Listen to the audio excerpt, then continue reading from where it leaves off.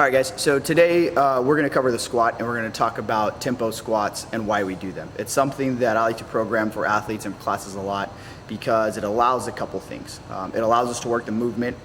It allows us to correct any mistakes in the form, and it also allows us to get stronger while doing so. So in the tempo squat, the couple things that we'll talk about today we'll address are the purpose of the tempo squat, how to execute the tempo squat, and what does it look like. So for example, we'll take a dumbbell, and we'll hold it in that front rack position. In the tempo squat, what we're trying to do is control the lowering phase. So generally we use 2 to 3 seconds. It's a good way to identify any weaknesses on the way down.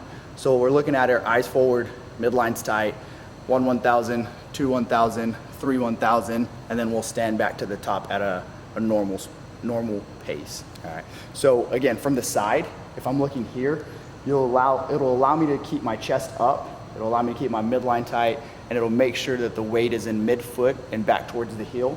So 1 1,000, 2 1,000, 3 1,000, stand. Okay. Now, a couple of things that are easily identified in a tempo squat are, a lot of times people get down to the bottom, you start to see a little hitch in a knee where a knee will cave in, or they'll get what I like to call the butt wink, and the butt drops at the bottom, or the chest falls forward at the bottom. The tempo allows us to identify those, give corrective exercises, or lower weight down so that we can continue to do the squat and do it properly. So those may look something like, as we get to the bottom without a weight, 1 1,000, 2 1,000, and right about the parallel portion, you'll see a knee cave in, or you'll see both knees cave in at some point in time before they get down to the bottom. Okay. Now that tells me a couple things. It tells me that the glute's not firing enough. It tells me that the athlete probably doesn't know this. It lets me also know if they have an injury or a tight hip on one side. That may be the reason that that's happening. So we can adjust that with a couple stretches, a couple corrective exercises like monster walks, glute bridges, stretching like couch stretch, things like that. So that's one thing it lets us identify. The other thing is people tend to have more mobility than they're aware of. So in the squat, they'll get down to the bottom, and then instead of staying tight in the midline with the chest up, shoulders back, they kind of just bottom out at the bottom. And so they lose all tension here at the bottom because they've got more mobility than most.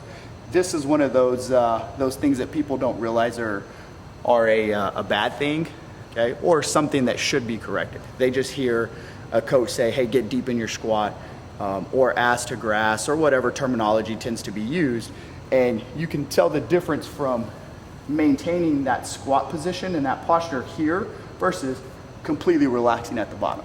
This is what we don't want, because it becomes muscle memory. If it's something that happens on a regular basis, and we put you under a barbell, or you're squatting heavy, or you're shooting for a 1 rep max, and you're used to bottoming out at the bottom, it's very difficult to come out of that when you're trying to stand up with weight on your back. So that's one of the things that we use the tempo squat for. The other is just to teach the squat. A lot of the times people in a squat will tend to shoot their knees forward, tend to drop their chest. So tempo allows them to go nice and slow, has them focus on arms out in front to counterbalance, has them focus on chest up, has them focusing on keeping the midline nice and tight. And then as they get back, 1 1,000, 2 1,000, 3 1,000, they get to that point where we want them to get. Knees are out, chests are up, midline's still nice and tight. Then we stand to the top. All right, guys, so we're trying to educate you a little bit on the movements that we do in fitness program, why we do them. So if you have questions on any of the movements we do, you want to know information behind them, check out carhustrength.com.